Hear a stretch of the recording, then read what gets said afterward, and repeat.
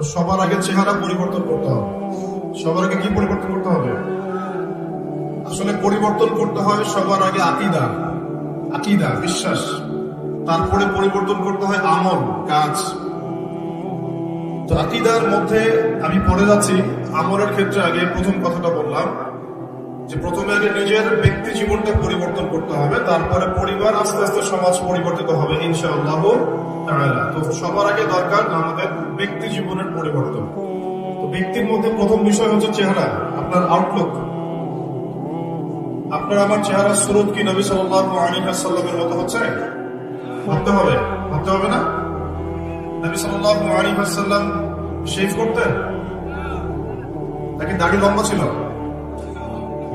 তো আমাদের সবার দাড়ি ছোট কেন? আমরা কি নবী সাল্লাল্লাহু আলাইহি ওয়াসাল্লামের উম্মত না অন্য কারো উম্মত? শুনেন, আল্লাহ নবী বলেছেন, বলেন সাল্লাল্লাহু আলাইহি ওয়াসাল্লাম, তোমাদের সামনে একটা জামানা আসছে, জামানা সবরিন, কঠিন সবরের জামানা। ওই জামানায় ঈমান ধরে রাখাটা হাতের মধ্যে জ্বলন্ত আগুন ধরে রাখার মতো হবে। নবীজি বলছেন ঈমান ধরে রাখাটা হাতের মধ্যে আগুন ধরে রাখার মতো কঠিন হবে। সেই কঠিন জামানায় যদি কেউ আমার একটা সুন্নতকে জীবিত করতে পারে, বা আমার মৃত সুন্নতকে জীবিত করতে পারে, বা নবীর সুন্নতের উপর অটল থাকতে পারে, সে 50 জন শহীদ সাহাবীর নেকি পাবে। সাহাবী কাকে বলে? আমরা যদি আমাদের পুরো জীবনটায় যত আমল করি, এই আমলগুলো এক পাল্লায় রাখি, আর আবু বকর সিদ্দিক রাদিয়াল্লাহু আনহুর এক রাকাত নামাজ এক পাল্লায় রাখি, কোনটা বেশি ভারী হবে? কি মনে হয়?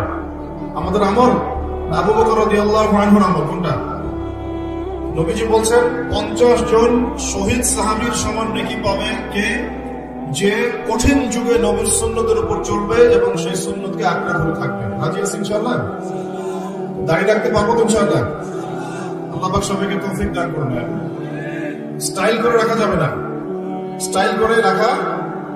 না, যেমন যার দাঁড়িয়ে আসবে সেভাবে ছেড়ে দিতে হবে, ঠিক আছে? পোশাক পরিবর্তন করবে। আমাদের পোশাক নিয়ে যদিও জায়েজ না জায়েজ ব্যাপার আছে, তারপরেও আমরা সুন্নতে থাকার চেষ্টা করব। সুন্নত ইসলামে দুটো বিষয় আছে, একটা সুন্নত, একটা জায়েজ। একটা বিষয় জায়েজ, হ্যাঁ আপনি টি শার্ট পরে নামাজ পড়তে পারবেন, জায়েজ। জিন্সের প্যান্ট পরে নামাজ পড়তে পারবেন, জায়েজ আছে। কিন্তু সুন্নাহ মাফিক হচ্ছে না কেন? কারণ পোশাকটা তাকওয়ার পোশাক হচ্ছে না। নবী সাল্লাল্লাহু আলাইহি ওয়াসাল্লাম ঢিলেঢালা পোশাক পছন্দ করতেন, যে পোশাক পরলে গায়ের কাঠামো বাহির থেকে ধরা যেত। তো তাকওয়ার পোশাক পরার চেষ্টা